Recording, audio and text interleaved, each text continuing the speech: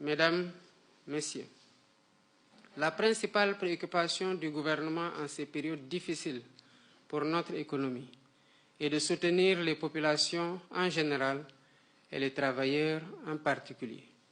C'est pourquoi j'engage mon gouvernement à identifier les leviers permettant la baisse des prix des denrées de première nécessité et la création d'emplois décents.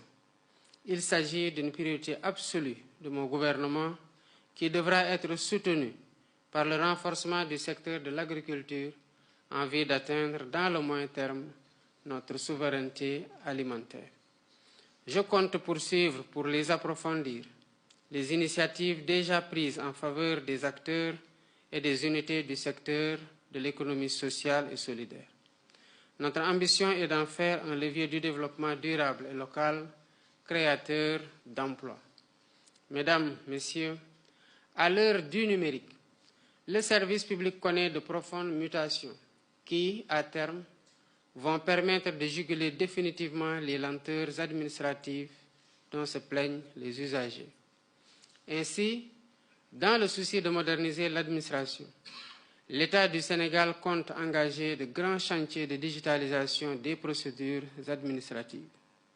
À ce propos, j'exhorte le ministre chargé du Travail à étendre d'une part l'initiative de dépôt et de traitement en ligne du contrat du travail déjà en cours à l'inspection du travail et de la sécurité sociale de Dakar aux autres inspections sur l'étendue du territoire national et d'autre part aux procédures telles que la délivrance des attestations de chères IPRES dans le secteur du travail et de la protection sociale, notamment la Caisse de sécurité sociale, l'Institution de prévoyance retraite du Sénégal, IPRES, l'Institution de coordination de l'assurance maladie obligatoire et les mutuelles sociales relevant du régime simplifié pour le petit contribuable.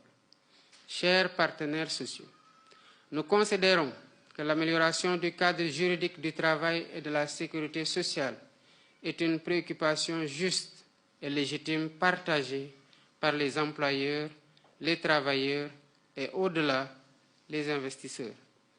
Il convient donc de reconnaître que la législation du travail et de la sécurité sociale doit s'adapter aux mutations intervenues dans le marché du travail et prendre en charge les défis du travail décent.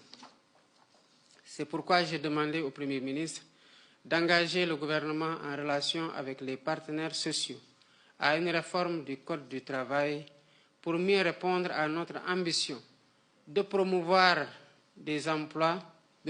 l'emploi, l'investissement et la protection des travailleurs.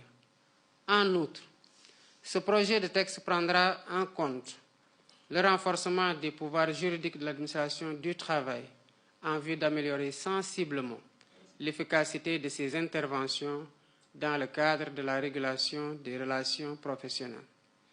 Mesdames, Messieurs, j'ai pris le soin de parcourir les revendications récurrentes dans le secteur public, en particulier la lancinante question des agents décisionnaires de l'éducation, les préoccupations des agents du secteur dit primaire, de même que la mise en œuvre effective de la fonction publique locale.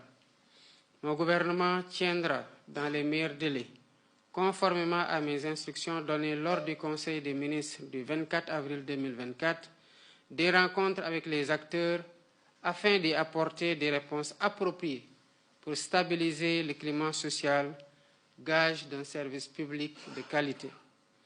En définitive, je voudrais vous assurer que le gouvernement est sensible à l'appel des organisations syndicales pour l'amélioration des conditions de vie des travailleurs et pour le renforcement de leur protection.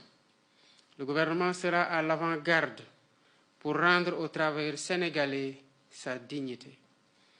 Je voudrais réitérer mon appel à privilégier la concertation, le partenariat et le dialogue, des vertus bien sénégalaises pour la stabilité sociale et la prospérité de notre beau pays.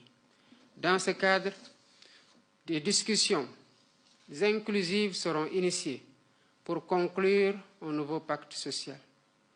J'invite surtout le Premier ministre à engager les autres membres du gouvernement à promouvoir le dialogue et la concertation dans leurs départements respectifs. Enfin, j'exprime la disponibilité de mon gouvernement à soutenir le secteur privé dans sa mission de création d'emplois massifs et décents.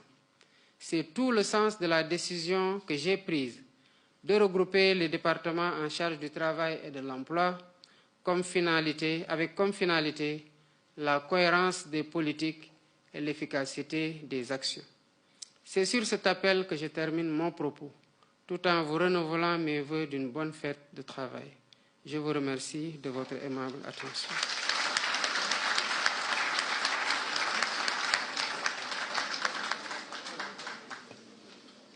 Juste quelques kàddu rek ci wolof lu dul yàgg.